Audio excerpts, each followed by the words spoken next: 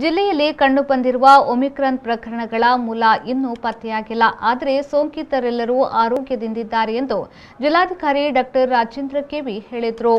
ಅವರು ನಗರದ ಡಿಸಿ ಕಚೇರಿಯಲ್ಲಿ ಸುದ್ದಿಗೋಷ್ಠಿ ನಡೆಸಿ ಮಾತನಾಡಿದರು.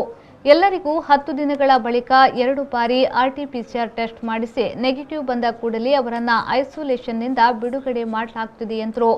ಜಿಲ್ಲೆಯಲ್ಲಿ ಕೋವಿಡ್ ಪಾಸಿಟಿವಿಟಿ ದರ ಕಡಿಮೆಯಾಗಿದ್ದರೂ ಜನರು ಹಬ್ಬ, ಧಾರ್ಮಿಕ ಚಟುವಟಿಕೆ ಸೇರಿದಂತೆ ಜನ ಸೇರುವ ಕಾರ್ಯಕ್ರಮಗಳಲ್ಲಿ ಸ್ವಯಂ ನಿಯಂತ್ರಣಕ್ಕೆ ಹೆಚ್ಚಿನ ಆದ್ಯತೆಯನ್ನು ನೀಡಬೇಕು ಎಂದು ಹೇಳಿದರು. ಹಬ್ಬ, ಬ್ರಹ್ಮರಥೋತ್ಸವ, ಲಕ್ಷದೀಪೋತ್ಸವ, ಧಾರ್ಮಿಕ ಚಟುವಟಿಕೆಗಳು, ಕ್ರಿಸ್ಮಸ್ ಆಚರಣೆ, ಉರೂಸ್ ಸಂಭ್ರಮಾಚರಣೆ ನಡೆಯುತ್ತಿದ್ದು ಸರ್ಕಾರದ ನಿರ್ದೇಶನದ ಮೇರೆಗೆ ಜಿಲ್ಲಾಡಳಿತ ಹೊರಡಿಸಿರುವ ನಿರ್ದೇಶನಗಳನ್ನು ಕಡ್ಡಾಯವಾಗಿ ಪಾಲಿಸುವ ಮೂಲಕ ಸಹಕರಿಸಬೇಕು ಎಂದು ಜಿಲ್ಲಾಧಿಕಾರಿ ಡಾಕ್ಟರ್ ರಾಜೇಂದ್ರ ಕೆವಿ ಹೇಳಿದರು. ಕೋವಿಡ್ ಸೋಂಕಿತರ ಸಂಖ್ಯೆ, ಪಾಸಿಟಿವಿಟಿ ದರವೇನು ಇಳಿಯುತ್ತಿದೆ. ಆದರೆ ಒಮಿಕ್ರಾನ್ ನಂತಹ ಸೂಕ್ಷ್ಮ ಸಂದರ್ಭದಲ್ಲಿ ನಾವಿದ್ದೇವೆ. ನಮಗೆ ಲಸಿಕೆ ಗುರಿಯನ್ನ ಪೂರೈಸುವುದು ಈಗಿನ ಸಂದರ್ಭದಲ್ಲಿ ಅತ್ಯಗತ್ಯ.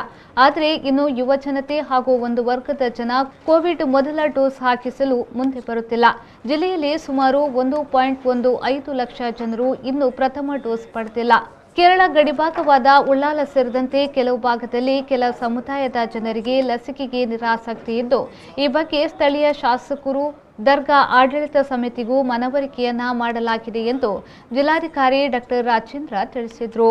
ನಮ್ಮಲ್ಲಿ ಈಗ ಬಹಳಷ್ಟು ಹಬ್ಬಗಳ ಬೇರೆ ಬೇರೆ ರೀತಿಯಾದಂತಹ ಬ್ರಹ್ಮರಥೋತ್ಸವ, ಲಕ್ಷ ದೀಪೋತ್ಸವ ಮತ್ತು ಧಾರ್ಮಿಕ ಚಟುವಟಿಕೆಗಳು, ಅದರ ಜೊತೆಗೆ ಈಗ ಕ್ರಿಸ್ಮಸ್ ಸೆಲೆಬ್ರೇಷನ್ಸ್ ಆಗಿರ್ಬೋದು, ಉರುಸ್ ಸೆಲೆಬ್ರೇಷನ್ ಆಗಿರ್ಬೋದು, ಭಾಳಷ್ಟು ಕಡೆಗಳಲ್ಲಿ ನಡೀತಾ ಇದೆ.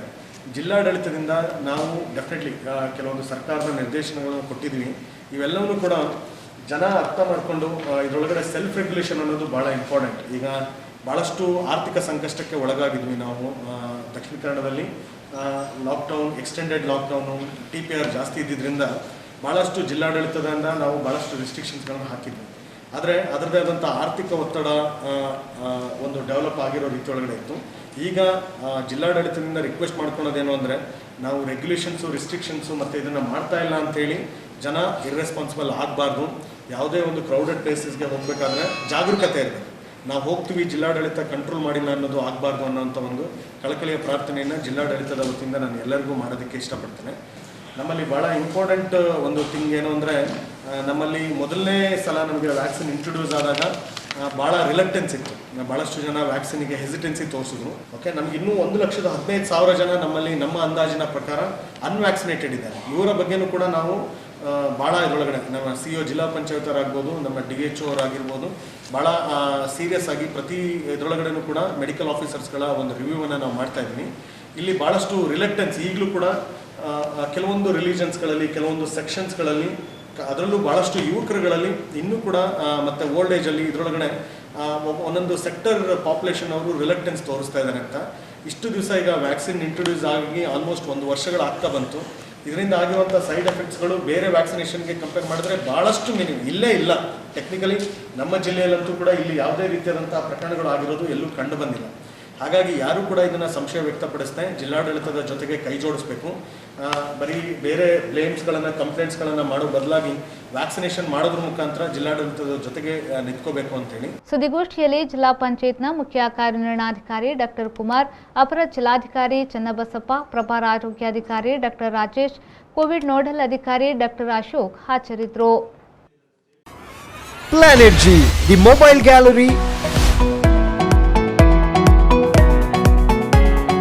serving in the mobile industry for past 32 years. We deal with world-class brands like Samsung, Redmi, Realme, Oppo, Micromax, Vivo, Nokia, OnePlus and iPhone. Wide range of products with all accessories. We provide you the best EMI option on major credit cards. Buy any smartphone at Planet G and get assured gift. Visit today to your safest gadget gallery. Planet G, the mobile gallery, Kudroli Temple Road, Alake, Mangaluru.